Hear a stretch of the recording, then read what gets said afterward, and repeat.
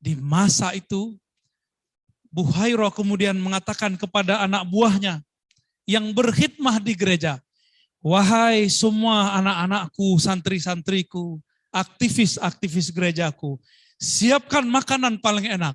Ada orang spesial mau datang ke gereja kita.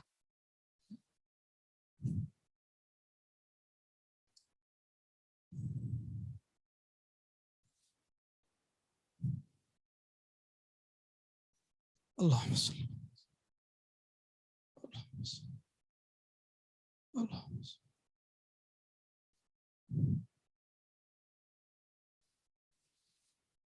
Allahumma sholli.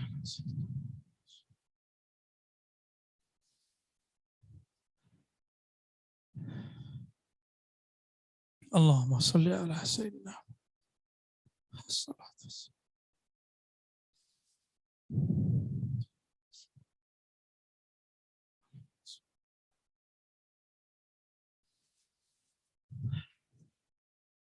Buhairah pun berkata, aku telah menunggu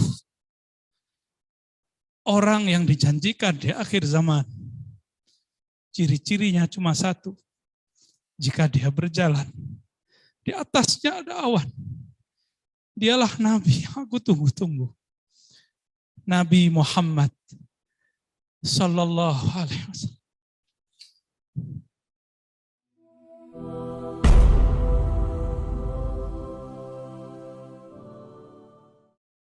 Assalamualaikum warahmatullahi wabarakatuh. Alhamdulillahilladzi basyarana biwiladati Sayyidina Muhammad sallallahu alaihi wasallam wa ja'alana min ummati Sayyidina Muhammad sallallahu alaihi wasallam. Asyhadu an la ilaha illallah wa asyhadu anna Muhammadan abduhu wa rasuluh. Allahumma salli ala sayyidil wujud Sayyidina Ahmad Sayyidina Muhammad wa ala alihi wal mahdi khalifatihi wa sallim. Amma ba'du. Gimana, ngantuk? Colek temannya, ada yang ngantuk-ngantuk tuh, kasihan, capek kali ya. Ya, jangan dibully ya, dibangunin ada colek ya. Mau denger cerita enggak? Mau. Ya udah, yang tidur bangunin tuh, bangunin yang tidur. Tarik napas panjang-panjang. Kita tuh ngantuk karena oksigennya kurang. Maka biasakan nafas itu agak sedikit panjang, agak dalam. Gitu ya. Adinda ini kalau bernafas itu cuma keisi 10-20%, paru-parunya gede. 2 lagi kiri kanan. Penyakit kok yang disebabkan virus corona itu karena biasanya pernafasannya nggak kuat. Maka kuat-kuat. Kalau bisa di sini ada latihan pernafasan. Moga nanti dipersiapkan ya para ustadz, para pengurus. Yang sama-sama kita hormati pimpinan yayasan, Pak Dr. Cepi ya. Kemudian para asatiz, para masyaikh, para kiai, dan yang terkhusus spesial Adinda, para siswa, siswi, santriwan, santriwati. Insya Allah besok hari santri. Maka saya sampaikan selamat hari santri nasional. Untuk semua para santri, ya, mari kita bacakan Al-Fatihah. A'udzubillahi minasyaitonir rajim. Bismillahirrahmanirrahim. Alhamdulillahirabbil alamin arrahmanirrahim maliki yaumiddin. Shiratal ladzina an'amta 'alaihim ghairil maghdubi 'alaihim. Dulu-dulu nggak ada hari santri, baru belakangan ini ada hari santri, dan ini keberkahan bagi kita semua. Dan Adinda harus tahu, negara ini banyak hutang kepada para santri. Yang mendirikan negeri ini dulu adalah para santri. Cuma beberapa yang bukan santri, sedikit sekali ada beberapa nasionalis, cuma 1 yang non-muslim. Tapi para santri itu hatinya luas, nggak saklek, nggak ekstrim. Maka mereka bisa hidup berdampingan dengan siapa saja. Tapi hari ini ada yang bukan santri, ngaku ahlus sunnah, lalu dia membid'ahkan, menyalahkan sesama ahlus sunnah. Itu bukan santri ya. Kalau dulu ada santri kalong, kalau ini santri kampret ya, kurang gede. Ini menyedihkan itu ya, sangat menyedihkan. Kok ada orang beragama Islam membid'ah-bid'ahkan sesama muslim, nyalah-nyalahin cuma karena maulid. Baik, kita dengar cerita ya. Suatu kali kakek dari Nabi Muhammad yang bernama siapa kakeknya? Abdul Muttalib. Abdul Muttalib bernazar. Apa nazarnya? Law wulida li 10 abna la nahartu ahad minhum. Seandainya aku mendapatkan 10 anak, lahir 10 anak, aku akan menyembelih ke yang 10-nya. Jadi yang ke-10, yang paling kecil disembelih. Maka lahirlah Haris, lahirlah Uqail, lahirlah Abu Lahab, lahirlah macam-macam Abu Talib, sampai terakhir yang ke-10 lahir namanya Abdullah.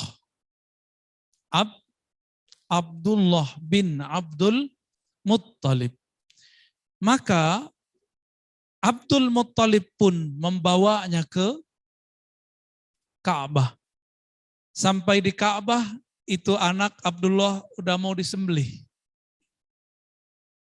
Tiba-tiba diselamatkan oleh saudaranya dibawa lari.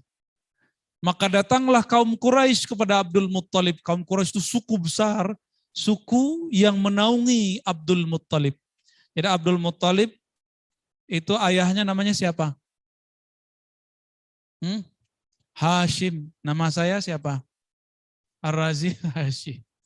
Mirip ya, namanya doang. Bani Hashim itu disebut di bawah naungan Bani Quraisy. Berarti Abdul Muttalib di bawah naungan Bani Quraisy. Datanglah orang Quraisy semua. Abdul Muttalib, itu anak kamu kenapa mau disembelih? Kata beliau, saya nazar. Nazarku tidak boleh dibatalkan. Lalu, apa kata orang-orang Quraisy? Tunggu wahai Abdul Muttalib. Kita undi saja. Kita undi. Gimana ngundinya? Siap, dikasihlah 10 dari anak itu, 10 kendi. Siapa yang ada isinya di situ, ketika diputar, berarti dia nanti akan disembelih. Maka dibagilah. Ternyata yang dapat kendi yang ada isinya siapa? Abdullah. Ya udah, akhirnya Abdul Muttalib tetap mau menyembelih. Apa kata orang Quraisy? Baiklah. Ya. Kalau begitu kita undi lagi. Nanti sekali undi, kalau masih dia yang terpilih, kami ganti 10 domba. Jadi supaya nggak disembelih diapain? Diganti dengan 10 domba. Diundi lagi. Ketemu lagi nama Abdullah. Diganti lagi 10 domba. Udah 20. Diundi lagi. Masih Abdullah. Diganti lagi jadi berapa? 30.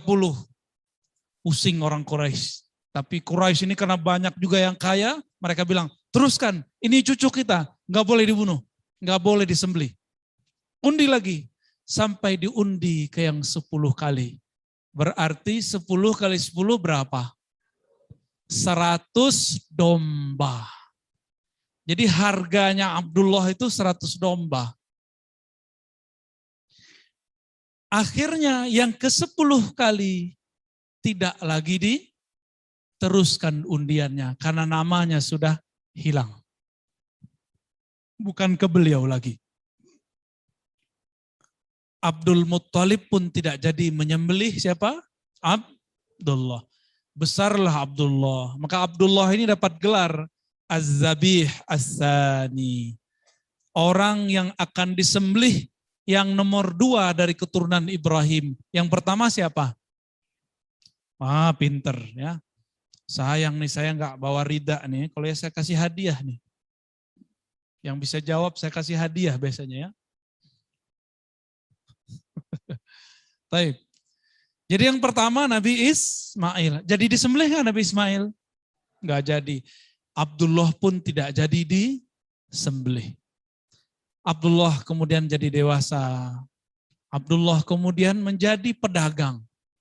Setiap kali musim dingin, ia belanja ke wilayah selatan karena agak hangat. Ketika musim panas, dia berangkat ke utara, ke wilayah Syam, wilayah Suriah, bahkan ke wilayah Busra, ke wilayah Syam, dan berbagai wilayah di utara. Masih muda, tapi sudah keluar masuk negara orang. Ini Adinda ini sudah berapa kali ke luar negeri? Belum banyak ya? Belum ya? Apalagi udah kena COVID. Udah gak sempat kemana-mana. Abdullah sudah bolak-balik ke luar negeri. Dalam perjalanannya, mau pulang, dia bertemu seorang perempuan. Perempuan ini hafal kitab suci Taurat. Dan doa-doanya sakti. Ketika melihat Abdullah, apa kata si perempuan? Wahai hamba Allah, datanglah ke rumahku, aku berminat kepadamu. Wah, ini perempuan berani juga ya. Berani dia sama laki. Ada yang berani gitu enggak? Sekarang enggak berani, entah kalau senang pasti berani. Ditariklah dia ke rumah. Masuklah ke dalam rumah Abdullah. Ke rumah si perempuan itu Abdullah.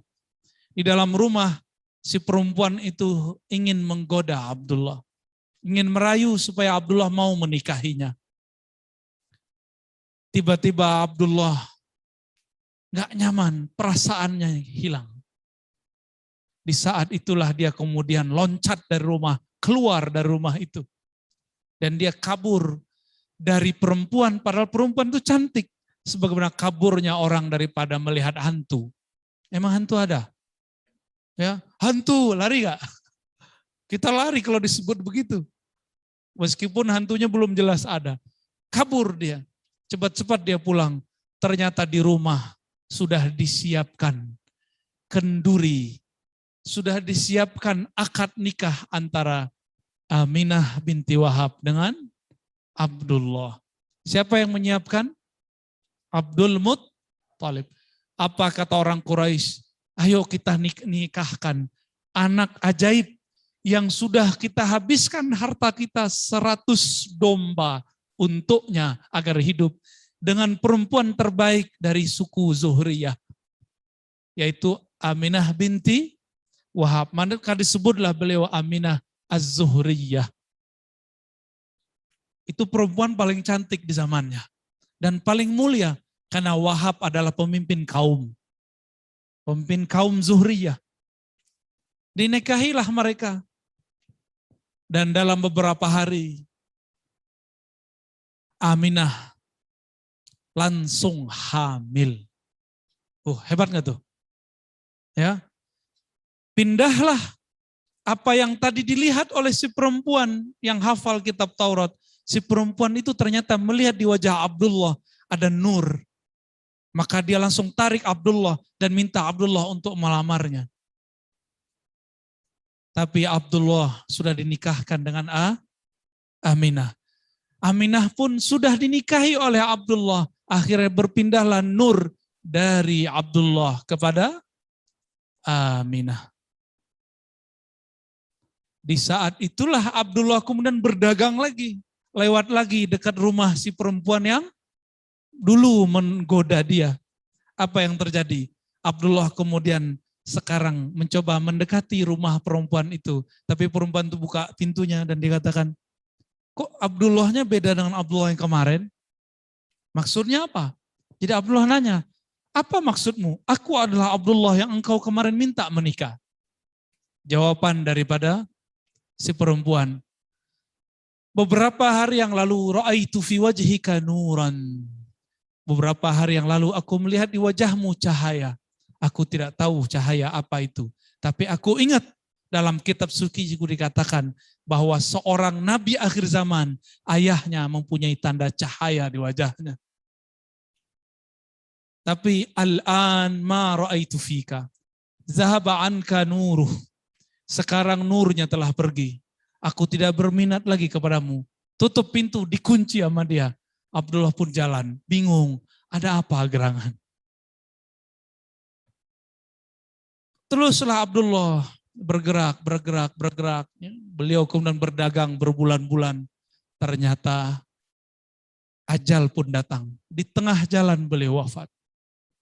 Belum sempat pulang, belum sempat melihat istrinya hamil, belum sempat melihat anaknya dikandung, belum sempat melihat anaknya lahir. Abdullah sudah wafat. Jadilah Aminah ibu yang janda. Janda ditinggal mati oleh suaminya. Kira-kira adik-adik ini kalau begitu sedih nggak? Berarti Nabi Muhammad ini makhluk yang paling sedih sebenarnya. Tapi beliau bukan orang biasa. Allah ingin suatu rahasia yang lain. Nabi Muhammad disebut ummi, biar tiada yang mengajarinya. Seandainya Nabi Muhammad itu ada ayahnya, orang akan menuduh Nabi Muhammad itu diajarkan ayahnya. Maka Nabi Muhammad dibuat oleh Allah tidak punya ayah lagi.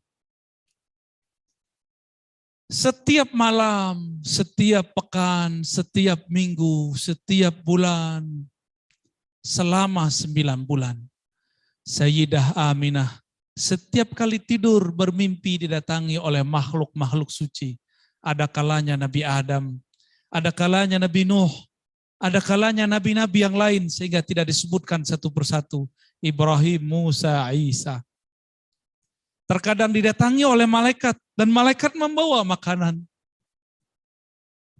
Ketika dulu Nabi Isa dikandung oleh ibunya Maryam, Maryam dimanjakan oleh makhluk-makhluk di langit dengan buah-buah dari surga. Maka Sayyidina Muhammad yang dikandung oleh Aminah pun dimanjakan oleh Sayyidina Jibril. Dibawakan buah-buah surga, dibawakan kenikmatan-kenikmatan surga. Meskipun Aminah tidak punya suami, tapi dia hampir tiap malam melihat keajaiban dalam mimpinya. Apa kata Nabi Adam ketika masuk ke dalam mimpi Aminah? Wahai Aminah, kamu sedang mengandung Sayyidul Alamin, penghulu alam semesta. Jika engkau melahirkannya, fasammihi Muhammadan, maka namakanlah dengan Muhammad. Besok-besok datang lagi Nabi Nuh dalam mimpinya. Apa kata Nabi Nuh? Wahai Aminah, kamu akan melahirkan penghulu para nabi dan rasul. Jika dia lahir, maka namailah Muhammad. Besok-besok datang lagi Nabi Ibrahim. Begitulah terus sampai beliau mau melahirkan. Ketika melahirkan, Allah kembalikan ruh Sayyidah Asiyah dan Sayyidah Maryam. Sayyidah Asiyah dan Maryam menjadi bidan mereka. Akhirnya lahirlah Nabi Muhammad tanpa berdarah-darah. Inilah keanehan di alam semesta. Apa kata Sayyidah Aminah? Ketika engkau aku lahirkan Muhammad, aku tidak melihat darah, tapi aku melihat cahaya. Cahaya itu tembus menerangi kaisar-kaisar, kekaisaran yang ada di Rum. Dinasti-dinasti yang ada di Persia. Dinasti Persia di zaman itu meliputi daerah Hijaz sampai ke Yaman, sampai ke Iran, ke Irak, sampai ke India. Semua terbuka, terlihat oleh Sayyidah Aminah. Ini saya mau tanya, kalau kita sekarang duduk di sini bisa ngelihat Malaysia nggak? Nggak bisa. Aminah saat melahirkan Nabi Muhammad melihat sekitar Arab, bahkan sekitar dunia. Ajaib nggak tuh? Karena yang dikandungnya sang ajaib, Nabi Muhammad Sallallahu Alaihi Wasallam. Lebih mulia Maryam atau Aminah? Lihat dulu siapa yang dikandungnya. Siapa yang dikandung Maryam? Nabi Isa. Siapa yang dikandung Nabi Sayyidah Aminah? Siapa yang mulia Aminah atau Maryam? Aminah. Oke, paham? Maka adalah syair teman-teman dari Mesir ya. Semulia-mulia, senikmat-nikmat ibu, khairun nisa, sebaik-baik perempuan, itulah yang melahirkan Nabi Muhammad sallallahu alaihi wasallam ya. Dan Nabi kemudian mengatakan wulidtu makhtuna. Nabi Muhammad mengatakan aku terlahir sudah disunat. Ada nggak yang dilahir udah disunat? Ya, disunat umur berapa, Dek? Udah disunat belum? Belum ya? Udah ya. Ada yang belum disunat?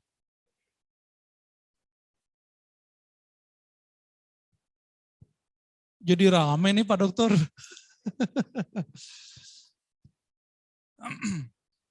Bagi laki-laki wajib ya disunat, bagi perempuan tidak wajib ya, dianjurkan.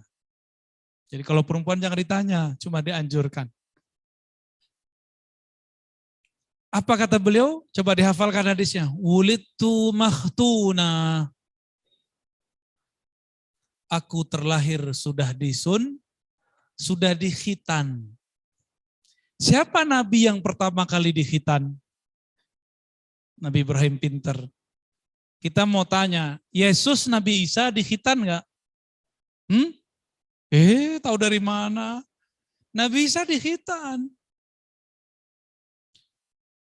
Kalian tahu enggak Yahudi dikhitan?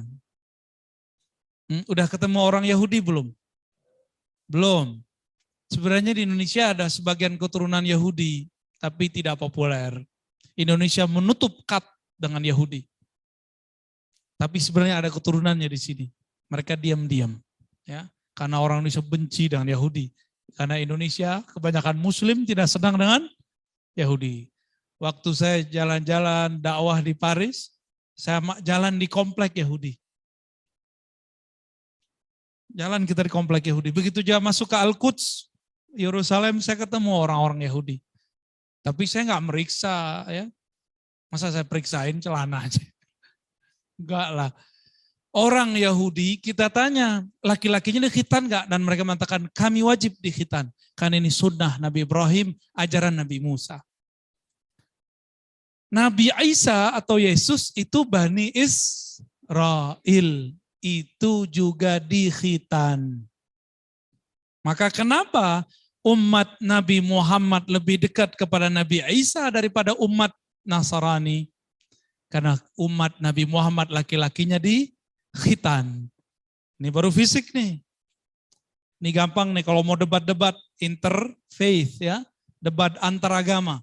Kita nggak bilang Kristen ya, kita bilang apa? Nasrani. Nabi Isa nyembah siapa? Kalau Nasrani nyembah siapa? Gimana tuh? Jadi siapa yang lebih dekat ke Nabi Isa? Umat Muhammad SAW atau umat Nasrani? Ya. Nabi Isa Tuhannya berapa? Umat Nasrani Tuhannya berapa? Ada satu kelompok Unitarian namanya, mereka Tuhannya satu, tapi itu kelompok minoritas. Baik, kembali ke Nabi Muhammad sallallahu alaihi wasallam. Nabi Muhammad kemudian beliau dewasa, mulai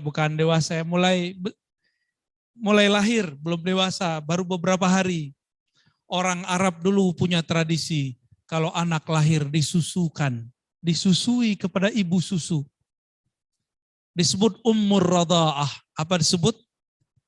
Ummu radha'ah. Radha'ah artinya susu. Ini dulu nyusunya pakai apa? Susu sapi. Jadi saudara susunya sapi. Enggak apa-apa juga kok ya. Ada tradisi begitu. Maka Nabi Muhammad kecil, diserahkan kepada ibu susu. Tapi ini panjang ceritanya sebelum dapat Aminah. Waktu itu ada pasar khusus untuk memilih ibu susu dan anak susuan. Itu pasar luar biasa ramai. Datanglah ibu-ibu muda dari mana-mana dengan suaminya. Datang juga seorang orang-orang Mekah ke tempat itu dengan anak-anaknya. Nabi Muhammad ini karena beliau yatim. Berarti ibunya janda dan tidak punya kekayaan. Berarti disebut miskin. Enggak ada yang minat dengan si anak ini karena bayarannya kecil. Bayarannya kecil. Setiap ada ibu bawa anak, dia bawa dinar dirham banyak. Berebutlah orang untuk mengambil anak itu. Datang lagi ibu dari gang mana, dari bukit mana, semuanya ada yang ngambil. Ibu susu yang datang dari luar kota Mekah ingin mengambil semua. Tapi semuanya tidak ada yang cocok dengan Nabi Muhammad. Ada satu kali dicobain Nabi Muhammad ke seorang ibu, beliau nggak mau. Bahkan si ibu juga nggak minat. Duitnya dikit. Pindah lagi ke ibu yang lain, Nabi Muhammad juga nggak mau. Si ibu susu calonnya juga nggak mau. Terakhir sisalah satu orang, dia pernah pulang nggak bawa apa-apa, ya sudah itu aja yang dibawa si Muhammad bin Abdullah, bapaknya sudah nggak ada.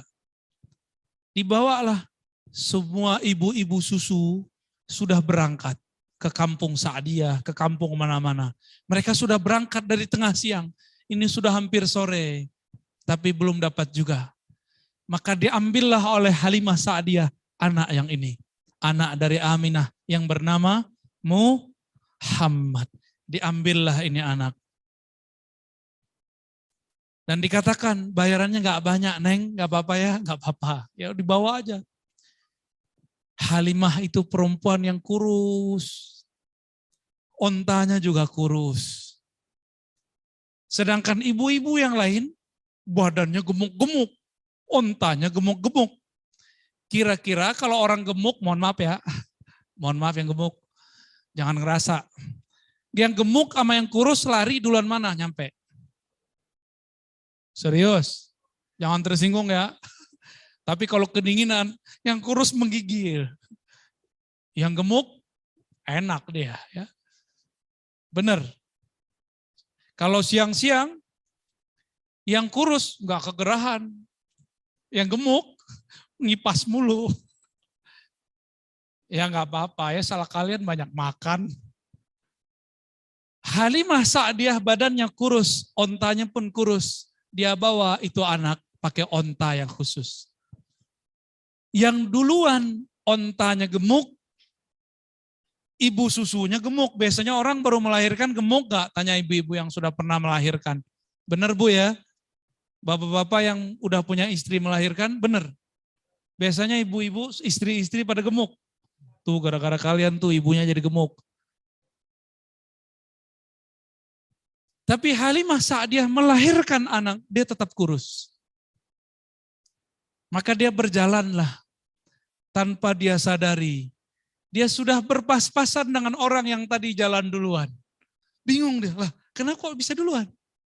Secara zahir, dia kurus, ontanya kurus. Secara batin, dia membawa Sayyidul Alamin, penghulu alam semesta. Girangnya onta, karena onta mengerti siapa yang dibawa. Apa kata Nabi setelah Nabi besar? Nabi mengatakan, tidaklah ada makhluk di bumi dan di langit kecuali dia mengenalku. Dari kecil sampai besar, semua makhluk mengenal Nabi Muhammad. Maka onta ini mengenal Nabi Muhammad. Jadi ternyata onta ini dari tadi waktu di Mekah, setiap kali Halimah mendekat kepada seorang anak, ontanya gerak-gerak terus nggak mau. Ketika mendekat ke Nabi Muhammad, ontanya langsung ndiluk. Dan dia ingin bersama Nabi Muhammad. Jalan terus itu onta. Cepatnya bukan main. Bagaikan angin kalau nggak disebut kilat. Tiba-tiba sekejap sudah sampai di kampung Sa'diyah. Heranlah Halimah, saya bawa anak apa ini? Kok cepatnya bukan main? Yang ibu-ibu gemuk, pakai onta gemuk, ontanya udah kepayahan. Apa kata si onta? Yang di atas gua kok gemuk amat? Maaf ya. Udah mau maghrib baru nyampe. Sedangkan Halimah Sa'diyah nyampe sebelum itu. Waktu sore sudah sampai. Mulailah Halimah Sa'diyah menyusui. Halimah Sa'diyah ini menyusui susah. Tanya ibu-ibu. Kadang-kadang air susu nggak bisa keluar. Susah keluar. Tapi semenjak Nabi Muhammad menyusui anaknya, anak Halimah pun ikut menikmati air susu yang satu lagi. Setiap kali disusui ke bagian kiri, dia maunya bagian kanan. Dia nggak mau bagian kiri. Maka yang kiri siapa? Saudara susunya. Jadi Nabi Muhammad cuma mau bagian kanan. Pernah diceritain ini dulu? Belum. Terus kalian maulidan ngapain? Maulid Nabi, hikmah pertama, kedua gitu ya. Ceritanya belum udah hikmah aja. Cerita dulu baru hikmah. Baca akhir surat Yusuf. Dalam kisah mereka ada ibrah. Ambil dulu kisahnya, baru simpulkan ibrahnya. Ini saran nih kepada para semua ustadz. Setiap kali PHBI, ambil cerita yang ada event kisah Nabi di situ. Itu sunnah. Ya, itu sunnah para ahli hadis. Cuma karena semuanya ahli hadis, kita nggak mungkin baca kitab hadis di depan. Baru dimulai mungkin sudah ditulis semua. Ya, wabillahi qala haddatsana Abdullah, langsung tidur semua tuh. Maka kita bawa seperti cerita. Lanjut. Mau dilanjut gak ceritanya? Serius nih? Ngantuk gak? Ayo kita teruskan ceritanya. Ternyata Halimah Sa'diyah ini punya kandang ternak tapi tidak terlalu besar. Jadi dia punya usaha beternak domba dan onta. Tapi tidak terlalu besar. Ayah suaminya Halimah, yaitu ayah susunya Nabi Muhammad, itu setiap hari berangkat, ya, berangkat ke kebun. Di sana nggak ada kebun sebenarnya ya. Berangkat ke padang rumput, mengembala apa? Mengembala domba. Semulai dari hari itu, domba yang ada di tangannya ayah susu Nabi Muhammad itu gemuk-gemuk, gampang makan, jarang sakit, semuanya sehat, dijual-jualnya mahal. Maka lama-lama rumah itu jadi berkah. Lama-lama rumah Halimah Sa'diyah menjadi sumringah, senyum tiap hari, mereka tidak pernah miskin. Mereka tidak pernah kehabisan uang. Mereka tidak pernah kehabisan susu di rumah. Mereka bahkan kelebihan susu. Mereka bagi-bagikan itu. Lama-lama Nabi Muhammad ini tambah gede, tambah gede. Nabi Muhammad itu tidak mau menyusui Halimah. Jika dilihat Halimah Sa'diyah sudah lelah, dia berhenti menyusu. Kecil sudah pengertian. Dia menyusu hanya syaratnya aja. Lama-lama makin besar, seperti anak-anak. Mulailah Halimah Sa'diyah melihat Nabi Muhammad kecil, suka main-main. Main-main. Ini adik-adik ini suka main nggak? Suka ya? Kalau ada rumput, suka guling-guling nggak? Waktu kecil, sampai sekarang kayaknya begitu deh. Ada pasir, suka main-main di pasir nggak? Masih kan? Kalau pergi ke pantai, suka lari-lari nggak di pantai? Berenang-berenang, kebetulan di sini ada kolam renang ya. Gak usah jauh-jauh berenang. Betul Nabi Muhammad sama dengan anak-anak lain juga suka berenang. Tapi tidak ada tempat berenang di situ. Akhirnya berenang pasir. Main pasir lah Rasulullah dengan semua teman-temannya. Sampailah umur beliau 5 tahun. Sesekali dijenguk oleh Aminah. Tiba-tiba Aminah, ya, bukan Aminah ya, Halimah. Dikabari oleh anaknya. Wahai ibunda, kutila Muhammadun. Muhammad dibunuh orang, Muhammad direnggut orang. Anaknya masih ngomongnya belum jelas, tapi bisa dipahami. Maka Halimah Sa'diyah bersama suaminya mengejar di mana tempat Nabi Muhammad bermain. Ketemulah di situ, di satu lapangan. Nabi Muhammad udah main lagi. Ditanya oleh Halimah, wahai Muhammad anakku, apa gerangan yang terjadi padamu? Kenapa saudaramu berteriak menangis bahwa engkau akan dibunuh oleh seseorang? Nabi Muhammad mengatakan, wahai ibunda Halimah, belum lama ini ada 2 orang datang, aku lihat terbang dari langit turun ke bawah, dia bersayap. Tiba-tiba orang ini mengambilku di antara teman-temanku, lalu membelah dadaku dan mengambil jantungku dan membersihkan isi jantungku yang ada noda hitam 2 di dalamnya. Lalu dikembalikan ke dalam, aku kembali sehat seperti semula dan mereka pergi dan menghilang sedia kala. Tiba-tiba aku bisa berlari lagi, bermain lagi seperti semula. Halimah kemudian takut, dia sambil menangis, dia peluk Nabi Muhammad. Dia sudah menganggap Nabi Muhammad anaknya sendiri. Dia mengatakan, anak ini berbahaya. Anak ini tidak boleh ditinggalkan lagi di sini. Anak ini harus dikembalikan kepada ibunya, kakeknya. Karena tempat ini sudah tidak aman. Maka besok Halimah Sa'diyah dengan berat hati mengantarkan anak tersayangnya, anak susuannya kepada Aminah dan kakeknya Abdul Muttalib. Sampailah di Mekah, diceritakanlah semua kejadiannya. Maka Aminah pun bercerita, betul anak ini spesial. Dulu waktu aku melahirkannya, aku melihat cahaya keluar dari badanku. Itu cerita dari siapa? Halimah dan Aminah. Jadi 2 ibu sudah menyaksikan bahwa anak ini luar biasa. Sallallahu alaihi wasallam. Sampailah kemudian Nabi Muhammad agak sedikit dari anak-anak menjelang remaja. Oleh kakeknya Abdul Muttalib, disuruhlah Nabi Muhammad ini dan pamannya Abu Thalib mengembala kambing atau domba. Maka tiada seorang nabi kecuali dia bawa tongkat juga untuk jalan, jaga diri, dan mengembala domba. Pernah ngembala domba enggak? Oh, saya waktu kecil pernah, karena ngikutin sunnah itu. Pernah punya kambing 3 bulan. Jadi tiap sore pulang sekolah saya nyabit rumput. Bapak saya larang, saya bilang enggak apa-apa, Pak. Ya, saya pengen tahu rasanya gimana jadi peternak. Walaupun cuma 1 kambing. Alhamdulillah, tangan kita kapalan dikit ya, 3 bulan lumayan. Karena saya ini aslinya kidal, nyabit rumput pakai kanan. Jadi nggak ada yang benar nyabit rumputnya. Kalau pakai kiri, udah nggak pas juga karena sudah dilatih pakai kanan. Ya sudah 3 bulan saya serahkan. Nabi Muhammad lebih lama lagi. Beliau sedang memerankan sebagai pengembala domba. Pengembala domba itu sabar atau enggak? Sabar. Jadi itu latihan kesabaran untuk Nabi Muhammad.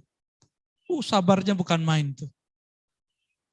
Setelah agak remaja, Abu Thalib disuruh oleh Abdul Muttalib, ayahnya, berarti kakek Nabi Muhammad.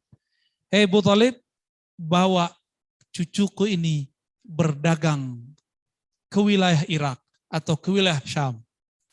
Maka berdaganglah mereka. Sampailah kemudian di satu negeri.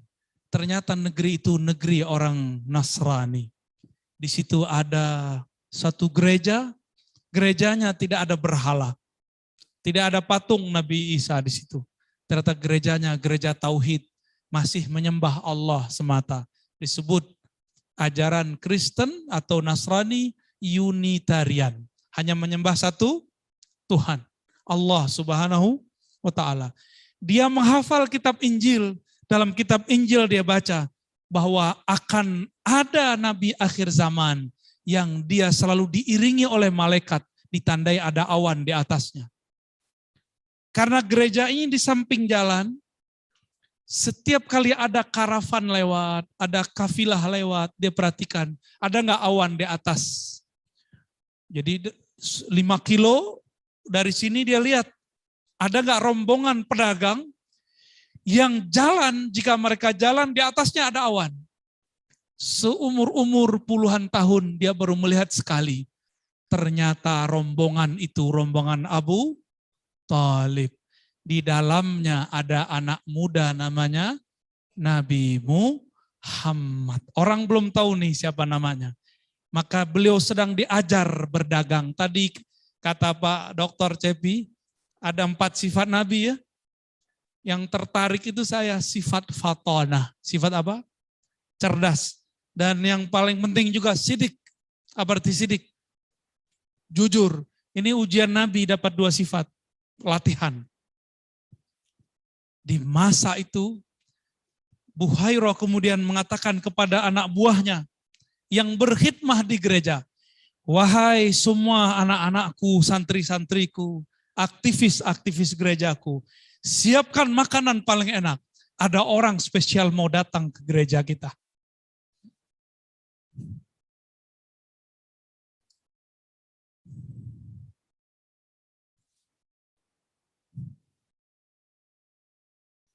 Allahumma sholli.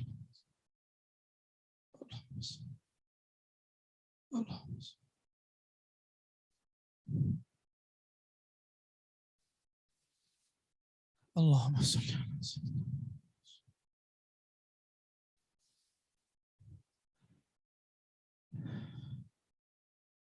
Allahumma sholli ala sayyidina.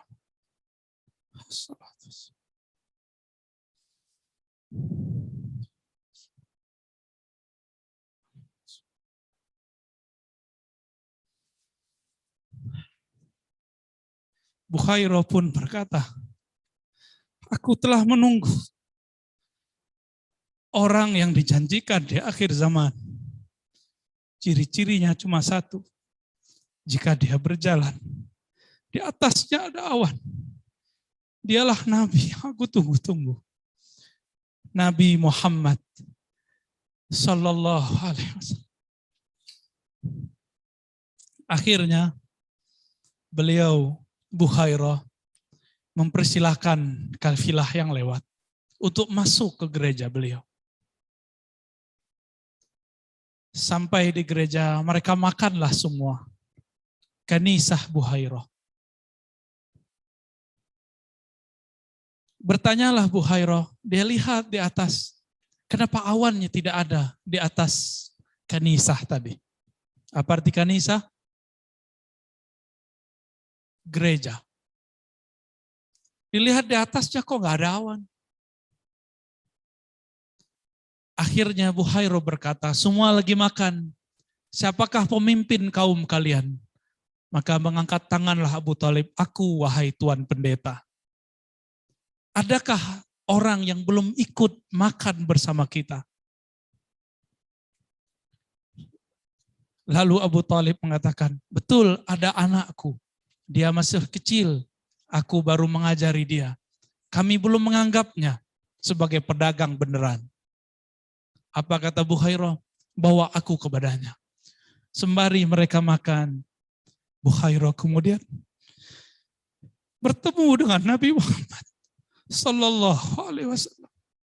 Dia lihat di atasnya ada awan.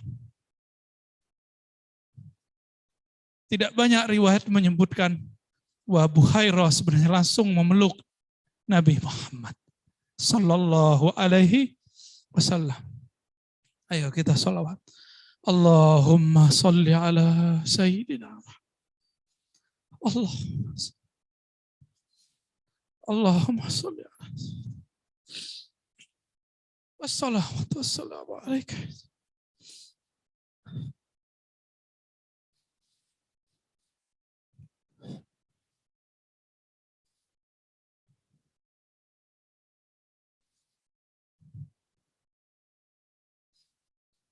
Wassalatu wassalamu alaika.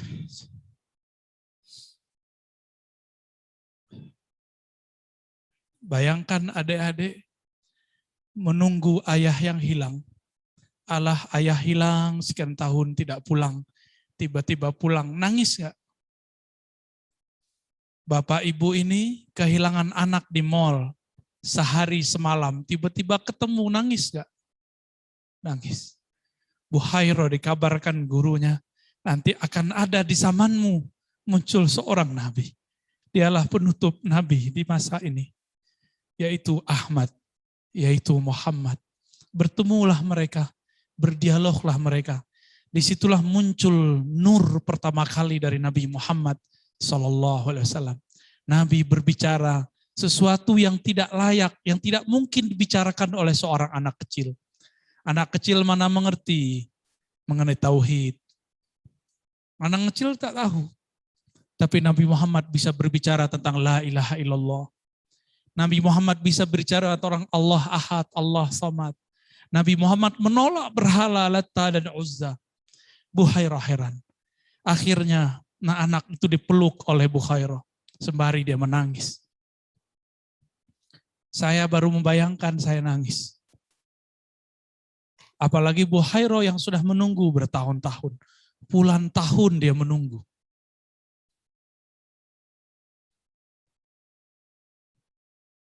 Akhirnya Abu Khairah mengatakan, wahai Abu Talib, hazal gulam nabiyun. Anak ini adalah seorang nabi. Anak ini seorang nabi. Ini adalah penghulu alam semesta, penutup semua para nabi dan rasul. Semenjak hari ini jangan pernah engkau bawa lagi dia berdagang. Karena jika ahlu kitab tahu, Yahudi tahu, mereka akan membunuh anakmu ini. Maka Abu Talib pun mulai ketakutan. Segeralah Abu Talib bersama semua kafilahnya pulang menyembunyikan Nabi Muhammad sallallahu alaihi wasallam. Berarti Nabi Muhammad sudah dikenali sebagai nabi semenjak kecil. Siapa yang mengenali? Buhairah. Siapa lagi? Abu Talib.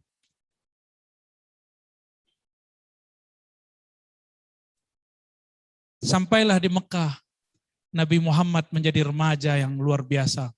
Wajahnya sangat bercahaya. Kata beliau, Nabi Yusuf itu ganteng dan gagah. Tapi jamaluhu nisfu jamali. Gagahnya Nabi Yusuf baru separuh gagahku. Kebayang, adinda yang perempuan. Artis paling cakep siapa? Aktor, artis, penyanyi paling cakep siapa? Bukan yang di sini. Ada ya. Kalau dia lihat, pernah nggak kalian melihat, nih lagi konser, di zaman sebelum pandemi, artis muncul, lalu ada yang berteriak histeris, pingsan. Pernah lihat nggak? Pernah. Di sini? Bukan.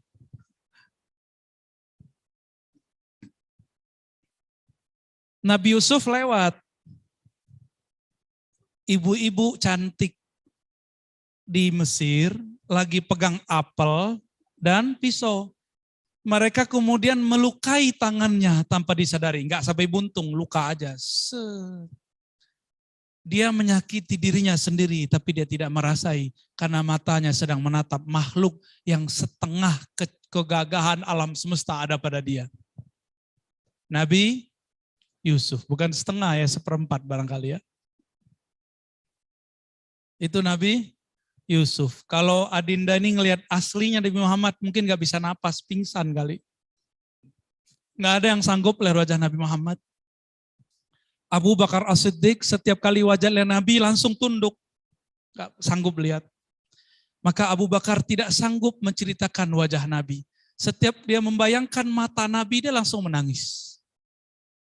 Setiap dia terbayang bagaimana wajah Nabi menatapnya, dia langsung tunduk begitu. Gak ada kalam lagi. Seperti saya tadi gak bisa berkalam-kalam. Gak bisa, itu dibuat-buat. Abu Bakar setiap hari begitu, bayangkan. Setelah wafat Nabi, hampir setiap hari beliau ingat Nabi, beliau begitu. Maka Abu Bakar setiap sholat, ingat cara Nabi sholat, langsung tidak bisa menjaharkan baca Al-Fatihah. Maka beliau kalau sholat seperti sir, setiap hari seperti sir. Bismillahirrahmanirrahim. Langsung kemudian suaranya hilang. Abu Bakar As-Siddiq. Beda dengan Umar. Umar kalau rindu suaranya keluar menggelegar. Ini nggak tahu nih kalian yang mana nih? Abu Bakar atau Umar? Ya.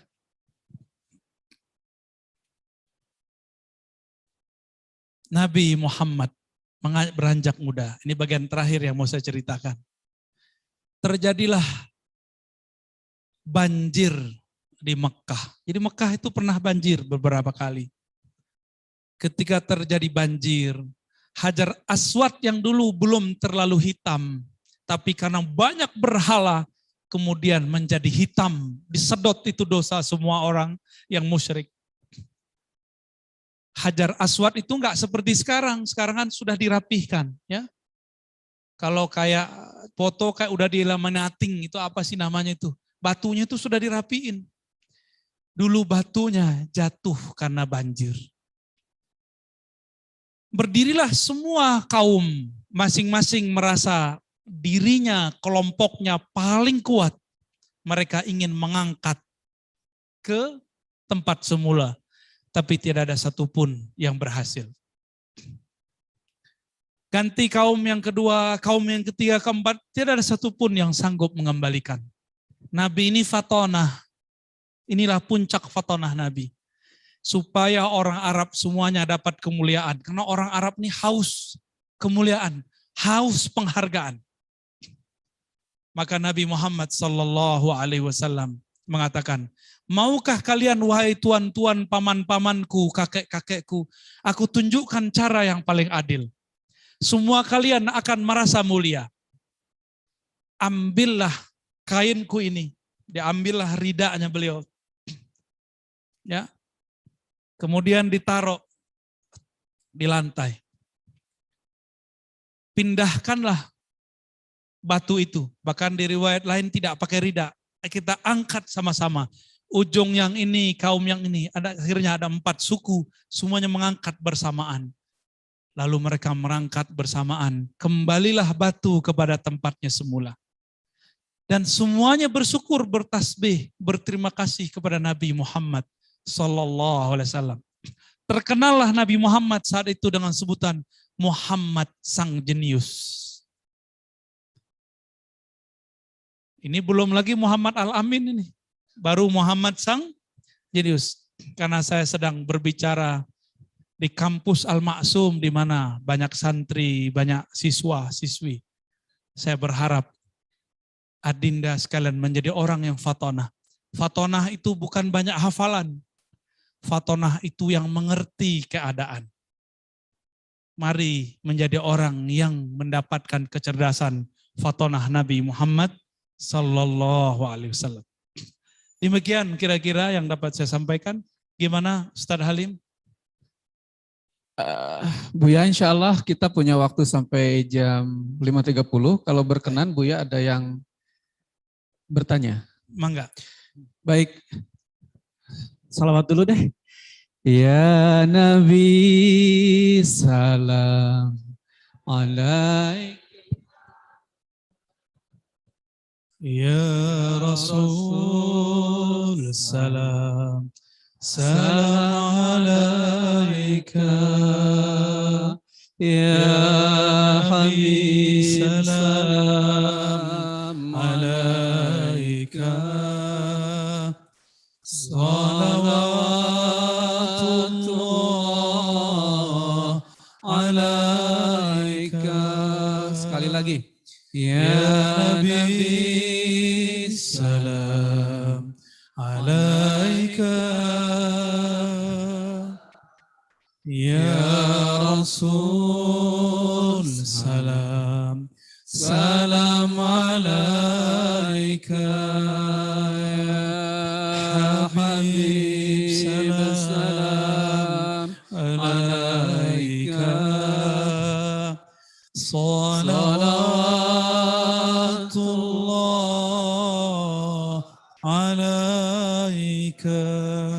Baik, dari anak-anakku nanti persiapkan bertanya kepada Buya jika ada hal yang ingin ditanyakan. Tapi sementara mohon izin Bapak akan bacakan pertanyaan dari jamaah melalui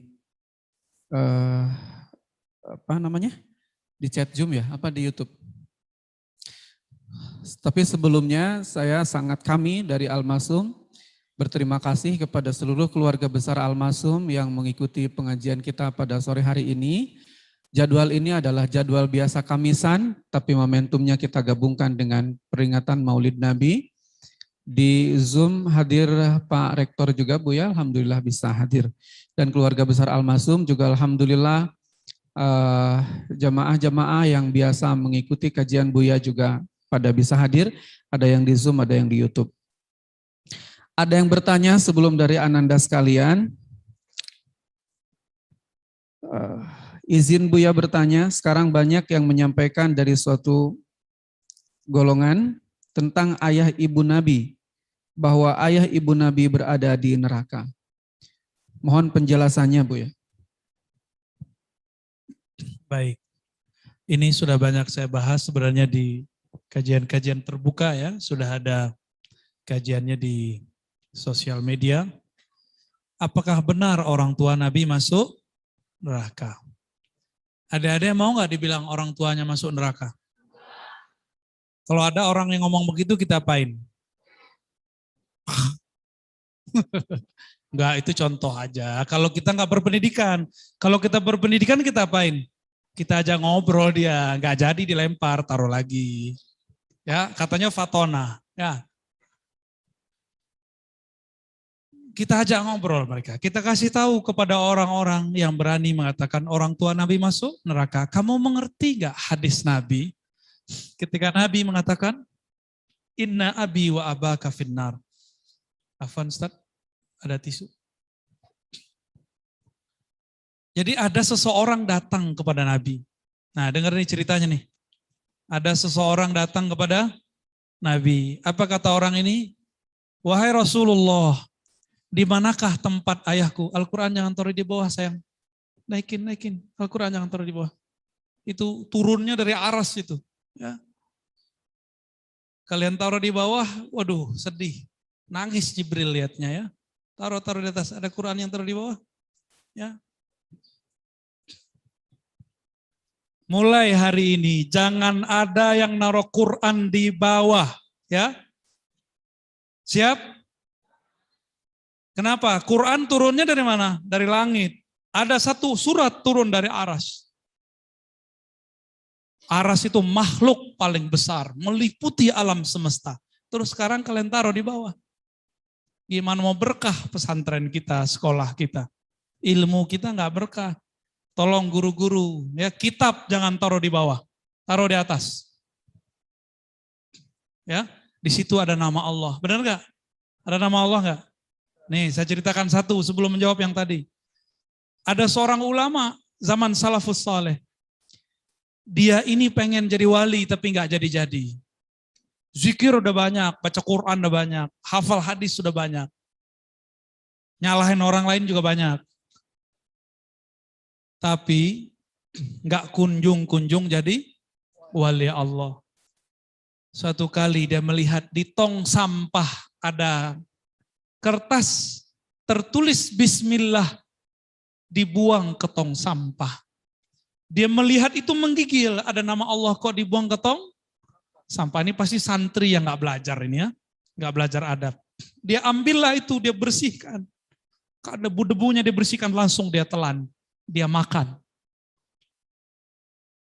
Malam-malam dia bermimpi, Allah datang kepadanya dan mengatakan, wahai hambaku, engkau telah menghormati namaku. Maka saksikan saat ini aku menjadikanmu sebagai kekasihku. Syukur. Langsung dia jadi kekasih Allah. Jadi siapa tahu Adinda ini nggak jadi wali karena sholat jamaah, karena sholatnya terpaksa disuruh ustadz. Nggak jadi wali karena tahajudnya kalau nggak tahajud kena strap. Ya, nggak jadi wali karena hafalannya pengen setoran. Gimana mau jadi wali Allah? Tapi ternyata jadi walinya karena ngangkat Al-Quran. Dari tempat yang di bawah diangkat ke atas. Ya, mau jadi kekasih Allah?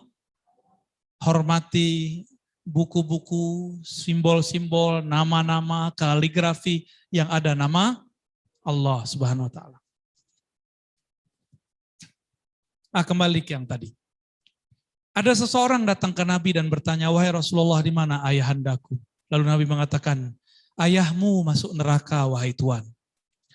Lalu sedihlah orang ini. Orang ini sedih. Ini bukan Nabi loh ya. Ini siapa?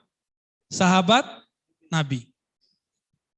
Sahabat Nabi sedih dibilang orang tuanya masuk neraka. Lalu Nabi hibur. Apa cara Nabi menghiburnya? "Wahai sahabatku, inna abi wa abaka finnar." Sesungguhnya ayahku dan ayahmu masuk neraka. Hadis riwayat Imam Muslim. Nabi lagi menghibur supaya orang itu nggak sedih, disebutlah ayah Nabi juga masuk neraka. Berarti Nabi nyesel nyebut orang tua dia masuk neraka. Berarti Nabi sadar kalau kita menyebut orang tua dia masuk neraka, orang itu sedih. Sekarang ada ustadz tamatan Timur Tengah katanya, ngajinya di Madinah katanya, jalan di kampungnya Nabi katanya, tapi dia mengatakan orang tua Nabi masuk neraka. Sedih gak Nabi kalau digituin? Sedih. Kira-kira kalau ketemu Nabi disapa gak tuh orang tuh? Kok bakal disapa? Al-Wahsy bunuh Sayyidina Hamzah. Taubat. Apa kata Nabi? "Wahai Wahsy, aku tahu engkau taubat, tapi tolong jangan duduk di depanku. Duduklah di belakang." Al-Wahsy setiap ingat itu beliau nangis. Maka dia duduk di belakang orang, di belakang tembok, di belakang tiang. Supaya tidak dilihat oleh Nabi. Karena Nabi kalau ingat dia, ingat pamannya terbunuh. Kira-kira kalau Nabi ketemu sama orang yang bilang orang tua Nabi masuk neraka, diusir nggak? Oh ini yang bilang orang tua aku masuk neraka. Ya, dia protester tuh orangnya. Apa kata orang ini? "Wahai Rasulullah, nanti di kiamat, kan engkau sendiri yang mengatakan orang tua masuk neraka." Itu Nabi marah itu. Apa kata Nabi? "Kamu kurang cerdas," kira-kira begitu. Aku ini menghibur dia karena aku habis membuat dia sedih mengatakan orang tuanya masuk neraka. Jika orang tua manusia biasa disebut masuk neraka, dia sedih, apalagi aku, kira-kira gitu kalau dikiaskan. Kira-kira gitu kalau dikiaskan. Maka untuk belajar akidah ini nggak cukup belajar bahasa Arab, harus belajar juga akidah yang kuat. Ya nggak penting tamat mana, yang penting gurunya siapa. Ya, jadi Adinda ini jangan terlalu nafsu sekolah di mana, sekolah di sini. Yang penting gurunya siapa, itu yang penting ya. Itu yang akan menentukan sikap kita ke depan. Jadi orang-orang yang mengatakan orang tua Nabi masuk neraka, pertama dia tidak mengerti hadis, yang kedua dia tidak menguasai ilmu akidah, yang ketiga dia kurang ajar kepada Rasulullah Sallallahu Alaihi Wasallam.